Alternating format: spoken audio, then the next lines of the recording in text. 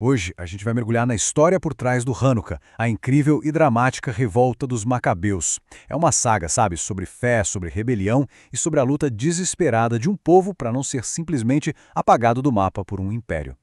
Olha, a nossa história já começa com um clima bem pesado. Essa citação aí do primeiro livro dos Macabeus já dá o tom. Fala de uma raiz de pecado que ia basicamente espalhar o mal pela Judéia. É o prenúncio de um conflito. E que conflito?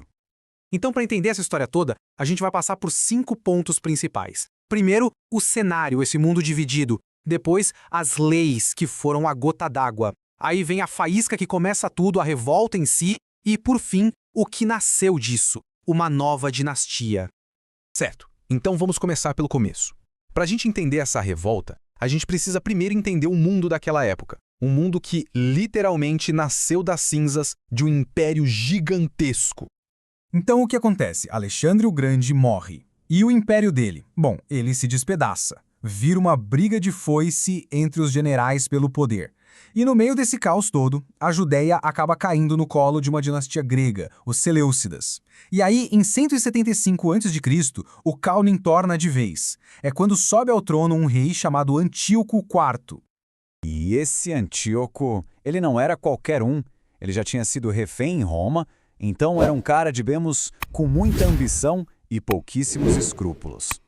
Ele não se contentou em só invadir a Judéia, não. Ele foi direto no coração de Jerusalém, entrou no templo sagrado e simplesmente saqueou tudo. Foi o começo de um plano bem claro, apagar completamente a cultura judaica. Por quê? Veja bem, o negócio pro Antíoco não era só o dinheiro. O plano era muito maior. Era erradicar uma cultura inteira. E é aí que as coisas chegam no limite. Foi um ataque direto na identidade, na fé daquele povo. Então, ele baixa um decreto. E as ordens eram claras e brutais. Era para suspender os sacrifícios no templo, violar os sábados, proibir a circuncisão dos filhos, erguer altares para ídolos. Basicamente, esquecer a própria lei. E a punição para quem desobedecesse era a morte. Simples assim.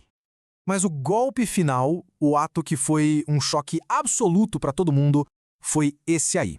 Eles construíram um altar pagão em cima do grande altar do Templo de Jerusalém. O texto bíblico chama isso de a abominação da desolação. Imagina, um sacrilégio total no lugar mais sagrado que existia para eles. E o custo humano de tudo isso é assustador. 80 mil. Esse é o número. Antes mesmo da revolta começar, só no primeiro saque de Jerusalém, as forças de Antíoco fizeram 80 mil vítimas em 3 dias, entre mortos e pessoas levadas como escravas. É uma brutalidade difícil até de imaginar. Mas sabe como é, né? Muitas vezes, as grandes revoluções não começam nos palácios. Elas começam em cidades pequenas, longe do poder. E foi exatamente isso que aconteceu em Modim. A desobediência de um único homem foi a faísca que acendeu um fogo que ia consumir um império. E esse homem era Matatias, um sacerdote, já de idade. Ele e seus 5 filhos, um deles, aliás, o futuro líder Judas Macabeu, estavam lá quando os oficiais do rei chegaram na cidadezinha deles para forçar todo mundo a cumprir os decretos, a sacrificar para ídolos. E aí, tudo acontece numa fração de segundo. Primeiro vem a ordem, um sacrifício pagão, ali na frente de todo mundo. Depois, a obediência. Um judeu, um deles, dá um passo à frente para obedecer. E é nesse momento que a fúria explode. Matatias, no impulso, reage. Ele mata o homem e também o oficial do rei. Pronto. Depois disso, não tinha mais volta. O ato de desafio estava feito. E Matatias lança o grito de guerra, um chamado poderoso. Ele foge para as montanhas com os filhos e com quem mais quisesse se juntar a ele. A revolta tinha oficialmente começado. Só que Matatias já era idoso e ele morre pouco tempo depois. A liderança da revolta, então, passa para um de seus filhos, Judas. E a ferocidade dele, a genialidade tática dele em batalha, bom, isso ia render a ele um apelido que entrou para a história. Judas ficou conhecido como Macabeu. O nome vem do aramaico Macabá, que significa o martelo. E que apelido, hein? Era perfeito para ele, um cara que dava golpes esmagadores, um atrás do outro, nos exércitos de um império gigantesco. E a luta era completamente desigual, pensa bem. De um lado, o exército Seleucida, dezenas de milhares de soldados profissionais, cavalaria, até elefantes de guerra. Do outro, um bando de guerrilheiros, em desvantagem numérica absurda. Mas, como o próprio Judas disse, a vitória não vinha do número de soldados, mas da força que desce do céu.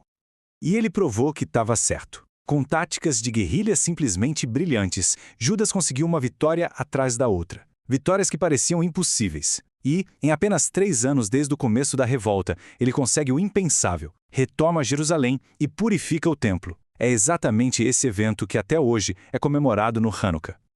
Só que purificar o templo foi uma vitória simbólica imensa, mas não foi o fim da guerra. De jeito nenhum. Na verdade, foi só o começo de uma luta ainda mais longa e muito sangrenta, pela independência de verdade. O próprio Judas, o martelo, acabou morrendo em batalha, e a liderança da causa passou para os irmãos dele. Primeiro Jonatas, depois Simão.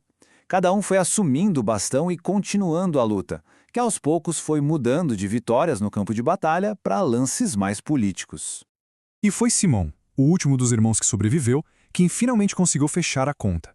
Ele que expulsou de vez as últimas tropas gregas, negociou o fim dos impostos e, finalmente, em 142 a.C., estabeleceu a independência política da Judéia. Foi ele quem fundou a dinastia Asmoneia. Mas aqui tem um detalhe interessante. Judas não era só um guerreiro, ele era um baita estrategista. Anos antes, ele fez uma jogada política muito ousada. Ele olhou para o mapa e fez uma aliança com a grande potência que estava surgindo no Mediterrâneo, Roma. A ideia era ter um amigo poderoso para ajudar a contrabalancear o poder dos gregos. Isso nos deixa com uma última reflexão. A revolta dos Macabeus foi um sucesso? Sem dúvida. Garantiu quase um século de independência. Mas, ao trazer Roma para dentro da história, será que eles não acabaram sem querer trocando um império que estava longe por um vizinho que era muito, mas muito mais perigoso? Fica aí a pergunta.